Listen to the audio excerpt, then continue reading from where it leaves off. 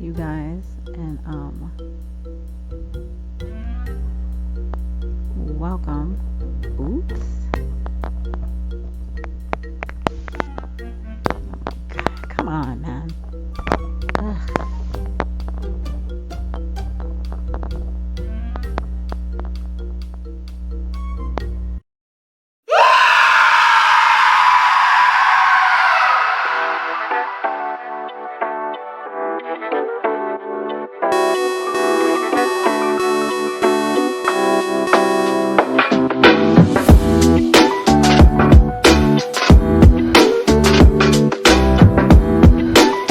All right, so what's up? Welcome back to K-Drama for Your Mama. I don't always say this, but I'm Steffi, your host. And this is, again, K-Drama for Your Mama. we're continuing on to part 2 of my November Korean film weekend. And on to Saturday's film. You have to excuse me, I'm paranoid that I'm going to hear my neighbor's dogs bark. Oh, if I do. Anyways, they better not. They better don't. So moving on. So part 2, yes, Saturday night. Now, I need to preface this about what I thought I was watching and what I actually watched. And I'm so sorry, I just realized I'm looking at the background and my scarf. This is a lot of stripes. To the point where I notice it and it is driving me crazy. I'm sorry about these damn stripes. Okay, so moving on. So I thought I was watching this movie here, Pipeline, because it stars In-guk. And I guess when I saw the trailer originally, I thought they were like blowing up these pipelines, and then he gets arrested and goes to jail because of conflict or something. And I don't know, but that's what I thought I was watching, Pipeline. However, when I was messing around on Amazon Prime Video, I clicked it.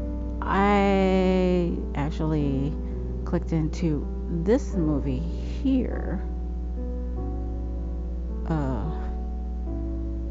Well, you see the title. It's Project Wolf Hunting. And I got those confused. Now, actually, I did see the trailer a couple years ago for that movie.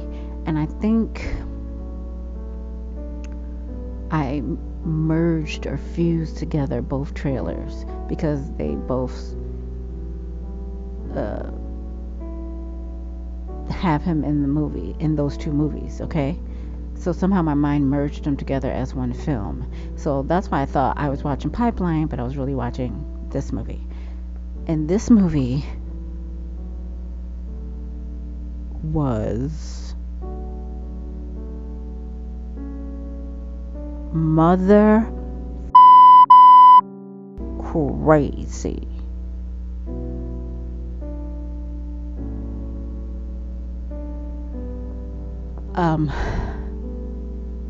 It had me speechless. It had me screaming. It had me in a knuckle sandwich, white knuckle in it. I'm sorry, not a knuckle sandwich, a white knuckle in it. I would have to cover my eyes because of some of the graphic violence. I felt a little sick here and there. It was crazy, but I did enjoy it.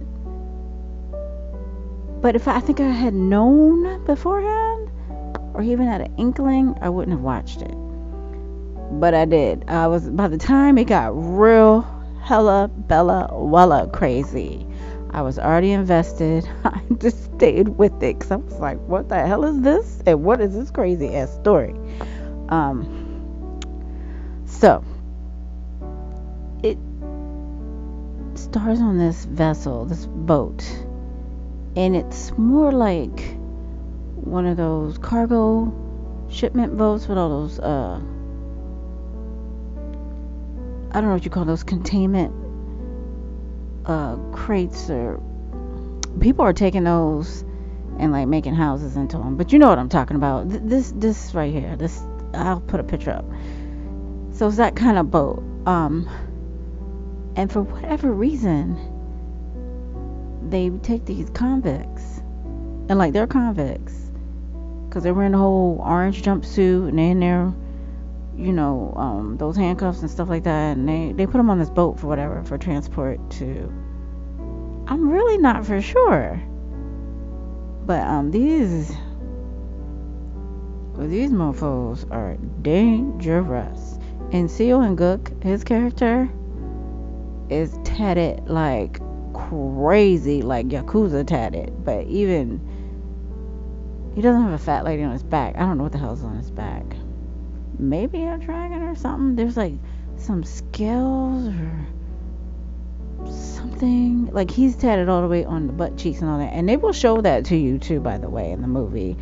Like, I don't think it's his body, but maybe it is. But they show a strip down somewhere, and he takes everything else. Now you don't see the front, but you see the back, and he's tatted all the way through, all the way to the butt cheeks and all that. I mean, well, I'm not to bleep that out, but you know what I mean. He's tatted all over. 정말 아니야? 아니라고.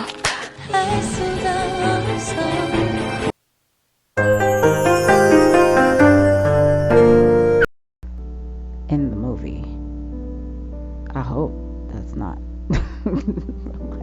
No, those tats were intense. Like, if I saw somebody tats like that, I'm like, you done did some stuff in your life. Anyway, so basically, it's a horror flick, and it starts out with these convicts. They shady as hell, dangerous as hell. They're basically plotting to take over that ship, and they kind of do, to a point, but then there's another element. There's this, they've got this man's body on this ship, and I just assume he was a convict that was sick, and they had him in a separate area, but they had this doctor come on board to administer some kind of anesthesia to him. They just hired him for that. So he goes to do it, and he's like telling these people, like, isn't this dude dead? Like, this guy's body has maggots in his mouth. So to me, that's a sign of a dead body. But okay. So they tell him, like, look, just do what you're told. Give him the anesthesia. And give him the anesthesia. And you can't really see this man's body. You just see the oxygen mask over his nose and stuff. But what you don't realize is that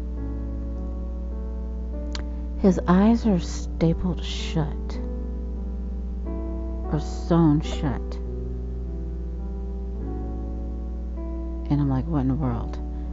But anyway, the camera veers off of that, and they go into some other scenes. You just see like these convicts plotting to get their way out, and like to take on these cops and get this, have their way and try to escape or whatever. And they eventually do. They outsmart these cops. They take over. But there's something else going on that boat. So the body that's sitting on the deck with the maggots in it, it recovers, and anesthesia works.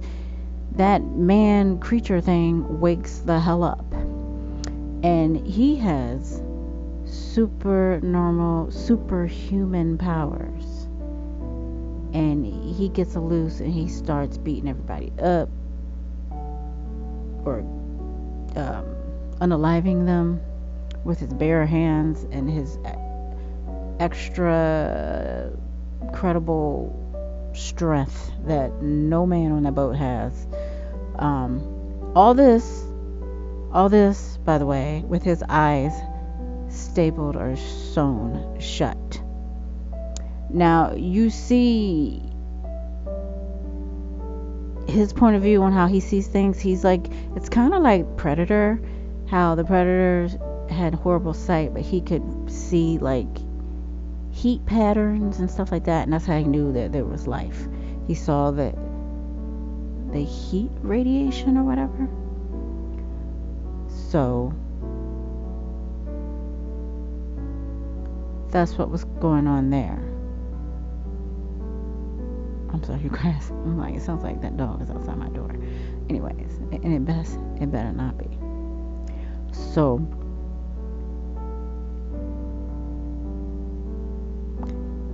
anyway, it could see heat radiation or whatever, and could tell movement from that, and that's how it's going around, just getting everybody. They discovered this other element is on the ship, this thing, this predator-like thing, and he starts whooping everybody's ass and unaliving them just with his bare hands, like he's in Superman, Incredible Hulk, Spider-Man strength is what this thing is. And that's what they're fighting. The convicts are fighting him. The cops gotta fight him. There's some female convicts on there too. Anybody else on that ship is fighting this nasty thing, this used to be human thing that has his eyes wide shut, stapled shut. So you got a lot of that going on. I'm not going to tell you everything because I think you should watch the movie on your own. I know I told you a lot, but it come to find out, the whole point of them trying to transfer this ship or water vessel or whatever to get it to wherever is to get that thing, which is the project wolf hunting, which apparently it always goes back to the Japanese in a lot of these films, but they go back, it's supposed to take place kind of now, but they go back into how this creature, this man thing came to be, and come to find out it came from World War II, I guess during the Japanese occupation, but they show like the Japanese take this man. Now, I don't know if he's supposed to be a Korean man, or it's a Japanese man that they took, or that I'm confused about. But they take this man, and I'm not for sure if he's already dead, and they fuse or inject the DNA maybe of a wolf. It's somehow some crazy stuff and fuse those two genes together, and that's why this guy's like a superhuman predator lunatic. And of course, it's the Japanese fault. The Japanese army, they did this crap from the 1940s, and then whoever went into the corporation or whoever kept this thing going. And there's others out there like him.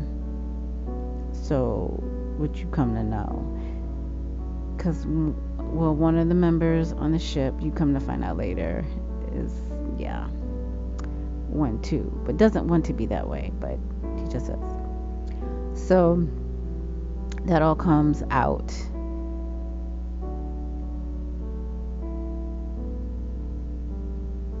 and this corporation, they have this ship, they hired these cops. Now I'm still confused by why these convicts were there, but they were, unless, I'm guessing, maybe they had plans for these convicts. Maybe I missed something in the beginning. I'm guessing they might have plans for these convicts to take them and turn them into this wolf hunting thing, which is what that dude was. That must have been it, because I'm trying to figure out, like, why are they there? And I think that's what their plans were. But you had they got like the roughest convicts they could get, and they weren't going for that, or they didn't even get a chance to do that to them because they were just hell bent on taking over that ship and getting themselves freed. So it never came to that point. But this movie was crazy. It is a horror flick because it is gruesome. There's a lot of goriness and blood scenes and just oh my god, it was I had no idea it was that crazy, that bad, but it was. And like I said, if I had known, I wouldn't have watched this film, but I was already invested, so I stayed with it. But I think it was good. I did enjoy it. I did. Wow. So I would give it, in my personal opinion, I'm gonna give it 4 stars. I thought it was good. And I'm not the only one. I think it got a TIFF award. Don't quote me on that. You know what TIFF is? Since we are like all these abbreviations and acronyms. Ugh. Toronto International Film Festival. Yeah. I guess I had a lot of chances to go to that. I just never did. How would I be? I would be tired. I'm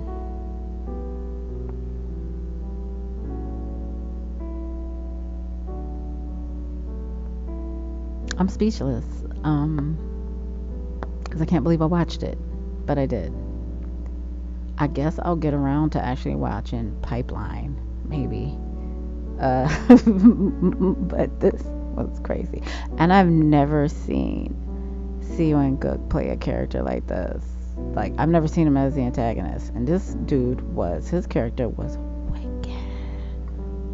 Ooh, he was rough.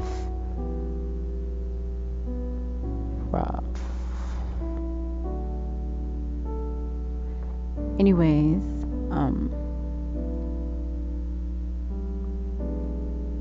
that's all I have to say about this film. If you like that type of gory stuff, it's a horror flick. It's a horror flick. I would suggest it. Yes, 4 stars.